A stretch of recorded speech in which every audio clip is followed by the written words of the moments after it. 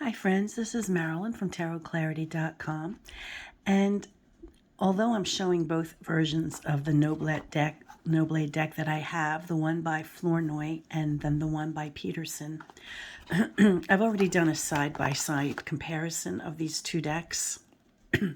So that's not what this video is going to be about. I just wanted to acknowledge that, as of right now, there are these two really good versions of the deck.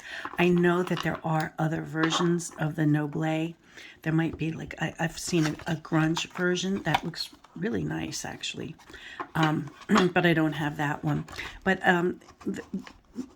the reason I usually always end up using the Flornoy version is because it's so much easier to it's just so much easier to see, and make out the shapes. But it's so thick and clunky, and the cardstock is so nice that you really can't shuffle it.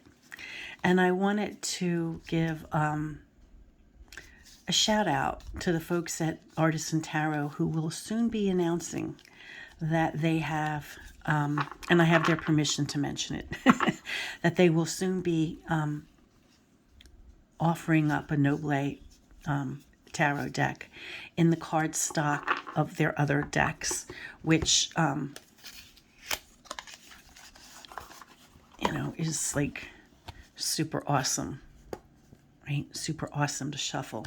So I'm really looking forward to having a Noblet deck that I can actually shuffle, in a riffle style manner. But for today's video, I have been toying with the idea, and I had a brief video the other day, which I immediately took down because I wasn't sure about releasing it. But pretending that I have a client who comes with a question and actually just doing an interpretation, just doing an interpretation as though I had a real client and a real question. And I like using the Noblet deck when I do large spreads, because it's a small card, So and it's easy to photograph in video. So let's have a question today. And I don't pay attention to jumpers. If you've seen my videos before, I just don't pay attention to them,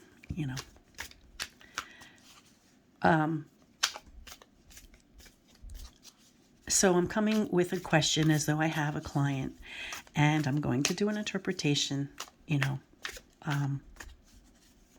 hopefully you'll see it as an interesting experience. Now, bear in mind that when I'm doing videos, I don't always think of everything before I sign off. And if I were doing a reading with a client, if I didn't think of something immediately, I would have, within the first few minutes, of releasing a video, I would mention, something that I noticed but didn't speak on, And plus I have a miserable head cold that I can't seem to get rid of, so please forgive that also.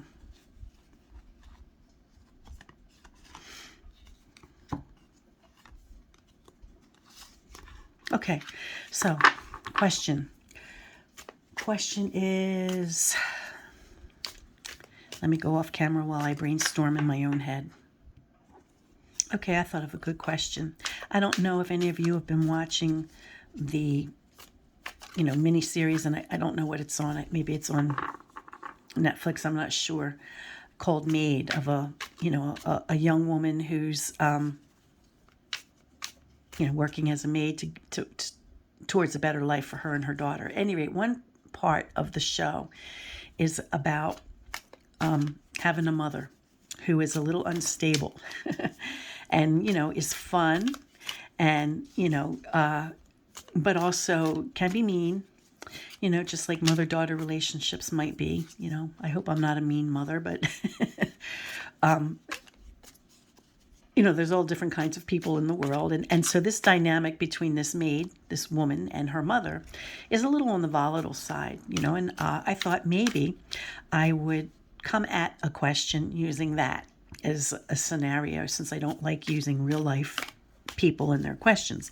So, excuse me, the question might be, I have an opportunity to move, and I'd like to bring my mother along with me, something along those lines. And, how can I encourage my mother to join me, or what can I do to make it palatable for her? And ultimately, will she end up making the move with me? So we have multiple questions regarding the same issue. So we have question 1, which we could make the top row, because I'll be using my signature spread, might be, I have an opportunity, to relocate, and I'd like to bring my mother. So how can I make it palatable to her? How could I encourage her to join me? The second row could be, I think I said 3 questions, and now I don't remember what they were. Let me go off camera, try to remember. I'm having a senior moment, folks. Sorry. Well, I can't think of it. So I know the other question was, will she ultimately come with me? So we have 2 questions, what can I do to make it palatable for my mother, entice her to come and join me, because I think it's in her best interest to join me, and will she ultimately join me? And then for the third row, since we have a row of information, it could just be any information that we can consider while interpreting these cards. Okay. Now, normally I would go through a meditative state and all that, but I'm just doing a video, for the sake of,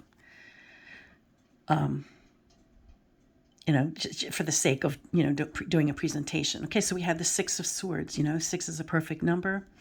And the Suit of Swords is a suit of communication. So, present it to her in a loving way. And, in the first row, of course, we said how to entice her, how to make it, presentable to her. So, the presentation, the words you use are very important, right? She's a creative, energetic, artistic woman, and using the right words to entice her would probably be very helpful. You might offer her stability, and present it to her and couch it to her that this will be a better lifestyle for you. She was currently living in a car, right? So I can offer you better than that.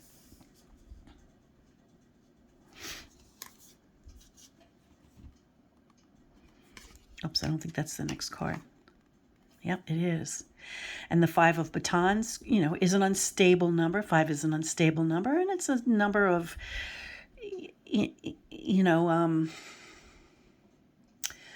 a little bit of imbalance, but the mother is quirky, and you can, suggest to her that there might be like an art colony or artistic people or fun people that she could socially network with. That might be fun for her. Now, also remember that when I do this particular spread, I will always count up the cards and then have a quintessential on the end, but we'll do that later. And I've just read the cards individually, but that's, ultimately what we want to do is read the dynamic of all the cards. But I'm just doing it piecemeal rather than keeping it in my head. Okay, whether or not she'll join us. Well, we have another 5, a 5 of instability, right? So her explanations for why she will or won't go might be irrational, might not make sense, especially after, falling underneath the 6, which is a perfect number, right? And being presented to her in a loving and, positive way, but her response, is one less than that. It's a little bit shaky. Let's see. It looks like she receives it in the way it was presented. It is a temptation for her. It does look like something that she would consider, unless she meets someone new and is distracted, which is a distinct possibility, because that's how she rolls. And then we have the Magician, a self-con maybe, or, some type of sleight of hand or deception involved. I think the quintessential message might give us a better understanding of how she might go. But it looks, if we're looking at these cards, and I don't want to give away the plot twist, but, it kind of looks like although she feels and is grateful for the offer, there's some amount of self-delusion, in why she might not accept. And then any other information that we have. So we have the Fool making choices and decisions. The young lady who is moving away and, has offered this to her mother is taking chances and risks, but she doesn't feel like she has anything to lose. And you see, she's, the next card bears that out. She's walking towards, maybe being a better person, maybe being a more complete, whole person in charge, in control of her life. So whether her mother goes with her or not, it's just something she's determined to do. And then we have another woman in the position of authority. This one has secrets, this one has a little bit of mystery. She doesn't know what the future is, right? And she falls directly under the magician, that although the magician addresses the mother's response, right, there's still some unknown, some risk, some mystery involved. She's walking towards something that she aspires to, but there's no guarantee. Now I'm going to go off camera to add up and put the quintessentials, but we have a 6, a 4, which is 10, and a 10, and 5 is 15. So we put the devil up here, etc., to see what we come up with. So give me a sec. Okay, so I've laid the quintessential cards, and you see for the top row we have the devil. For the center, which the top row was how to present it to your mother. So I think with the devil, we have to go heavy on having the fun element, or that it's an adventure, or that, it'll be, it's like vice, probably focus on the fun and the vice kind of aspect of doing this, because that's the kind of person the mother is. She's impulsive, so I think, this, in addition to everything that was said, to really lay it on thick and heavy, right? If you want the mother to agree and to go along. Then we have whether the mother will do it or not. And, it's a little doubtful. She's thinking of it carefully, and I think she's putting it under, I think I mentioned that she's, putting it in consideration. And it does look like ultimately she makes a choice. And whatever her choice is, it's firm, so she will make a choice. And I know how the story goes because I watched the end of it. And I believe that the cards agree with the choice that the mother ultimately makes, but I don't want to spoil it for those of you who are watching the show. But ultimately, the mother makes up her mind, weighing carefully everything that was presented to her and feeling it in a loving way.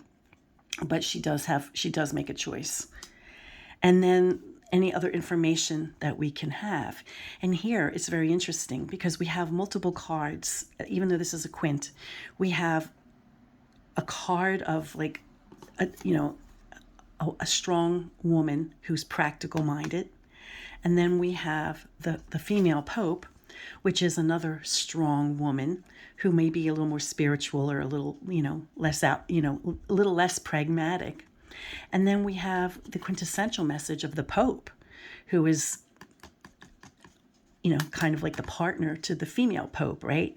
Just another spiritually authoritative individual. So we have like a power struggle, right? We have three people in a position of authority who want to take control of their own lives, and we have a little bit of a power struggle between the two women. And although this is, a risk-taking procedure and a risk-taking opportunity, which you would think would have fun involved for all, as well as a goal, of a better life and maybe more spirituality, it still is a power struggle between them. And ultimately, the gist of all the cards, this adventure or this process of, going through what she's going through, is very dependent upon being fortuitous, or excuse me, fortitude, is being strong and perseverance. And, this is a journey or a process by which both women, will see what they're made of. And the woman in particular, who is the protagonist of the story, to see what she's made of. How determined is she? And, it's going to take all she's got, in other words, to see this all through. So that was really brief. It's a 13 card spread. But you don't have to belabor things. I notice a lot of times when I have students and I ask them to put 3 cards together and give me an answer to a question, they'll have like very amazing stories, but they never get around to answering the question, and I have to kind of redirect them, like answer the question. And also, the whole point is clarity with the cards, is bring clarity, bring understanding. So, sometimes you don't need like 6 or 7 paragraphs to describe what's happening, and especially if you have some background information, like using that story, that plot, as a source for a question, because I would never use a real person's question. I don't like to, give away a plot either, so I'm not saying what I think that the answer is spelling out here, although I will say that it agrees with what actually happens in the show. But at any rate, I hope that this little demonstration has been insightful to you. Again, I use the Noblet Tarot. This one was created by Flornoy, and it's a favorite deck, and I like using it because it's small. I like using bridge-sized cards in general because they're easy to lay a lot of cards out, and present them to a client. So I hope this has been fun and meaningful and helpful to you. And until next time, friends, peace and stay well.